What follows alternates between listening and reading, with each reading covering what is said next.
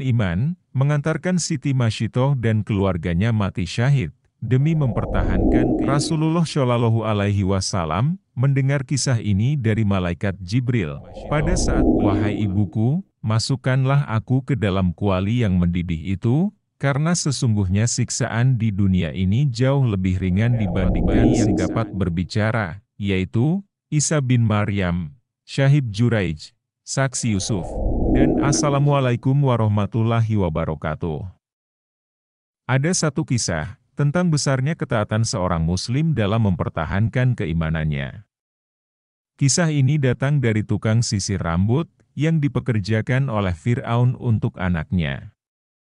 Keteguhan iman mengantarkan Siti Masyitoh dan keluarganya mati syahid demi mempertahankan keyakinannya kepada Allah Subhanahu wa Ta'ala. Harum semerbak makam Siti Masyitoh bahkan tercium Rasulullah Shallallahu Alaihi Wasallam saat melakukan Isra Mi'raj bersama malaikat Jibril alaihi salam. Kisah Siti Masyitoh yang mati syahid bersama anak-anaknya yang digodok Fir'aun dalam kuali besar ini, dikisahkan dalam hadits Nabi Shallallahu Alaihi Wasallam yang diriwayatkan oleh Ibnu Abbas. Ibnu Abbas radhiyallahu anhu meriwayatkan kisah tersebut dari Rasulullah Shallallahu Alaihi Wasallam yang diterjemahkan oleh Ed-Din Abdul Qadir dalam buku 55 kisah dari hadits.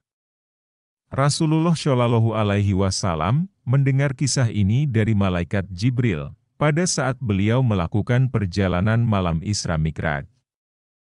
Pada malam saat Nabi Shallallahu Alaihi Wasallam melakukan perjalanan Isra Mi'raj ditemani oleh malaikat Jibril, beliau mencium aroma yang wangi. Kemudian beliau Nabi Muhammad Shallallahu Alaihi Wasallam bertanya, "Wahai Jibril, aroma wangi apa ini?" Jibril menjawab, "Ini adalah aroma Masyithah, penyisir rambut keluarga Fir'aun beserta anak-anaknya." Rasulullah Shallallahu Alaihi Wasallam pun kembali bertanya, "Kenapa bisa sebegitu wanginya wahai Jibril?" Kemudian Jibril mengisahkan kepada Nabi Muhammad Shallallahu Alaihi Wasallam.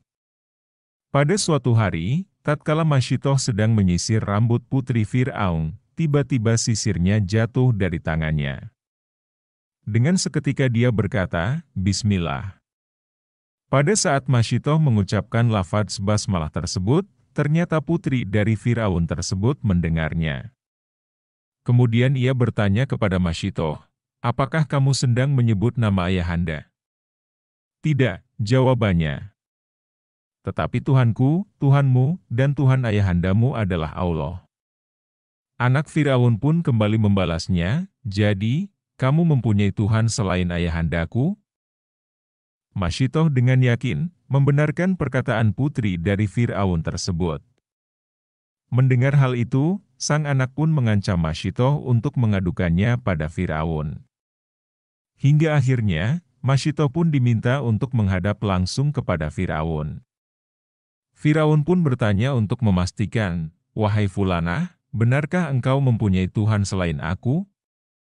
Masyitoh pun menegaskan bahwa Tuhannya dan Tuhan dari Fir'aun hanyalah Allah Subhanahu wa Ta'ala semata. Mendengar jawaban itu Fir'aun menjadi berang, lalu memerintahkan anak buahnya untuk memanaskan sebuah kuali besar. Kuali tersebut terbuat dari tembaga yang berisikan air mendidih. Setelah kuali disiapkan, Fir'aun kemudian menyuruh anak buahnya untuk mencemplungkan Masyitoh beserta anak-anaknya ke dalam kuali yang dipenuhi dengan air mendidih tersebut.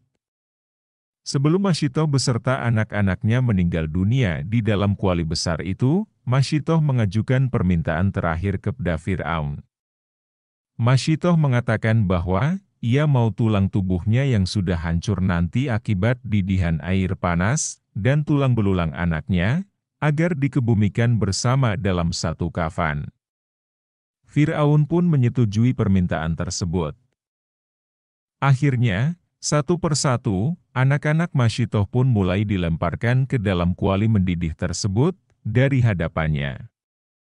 Hingga akhirnya, tiba giliran anaknya yang masih dalam usia menyusui, dan hal itu membuat Masyitoh tampak keberatan. Namun, Atas izin Allah Subhanahu wa Ta'ala, bayi yang masih dalam usia menyusui tersebut tiba-tiba dapat berbicara. Ia pun berkata pada Masyitoh, "Wahai ibuku, masukkanlah aku ke dalam kuali yang mendidih itu, karena sesungguhnya siksaan di dunia ini jauh lebih ringan dibandingkan siksaan di neraka." Hadis riwayat Ahmad. Setelah anak-anaknya diceburkan ke dalam kuali besar oleh pengawal Raja Fir'aun, giliran Masyitoh yang diceburkan. Tanpa ragu, Masyitoh pun masuk dalam kuali yang mendidih itu. Siti Masyitoh dan anak-anaknya pun mati dalam keadaan syahid. Harum semerbak, menyeruak, dari dalam kuali yang mendidih itu. Setelah itu, Fir'aun pun memenuhi permintaan Siti Masyitoh dengan mengumpulkan tulang belulang mereka, dan dikuburkan dalam satu tempat. Ibnu Abbas radhiyallahu anhu mengatakan, ada 4 bayi yang dapat berbicara, yaitu, Isa bin Maryam, Syahid Juraij, saksi Yusuf, dan anak Masyitoh, tukang sisir keluarga Fir'aun. Wallahu a'lam bishawab. Wassalamualaikum warahmatullahi wabarakatuh.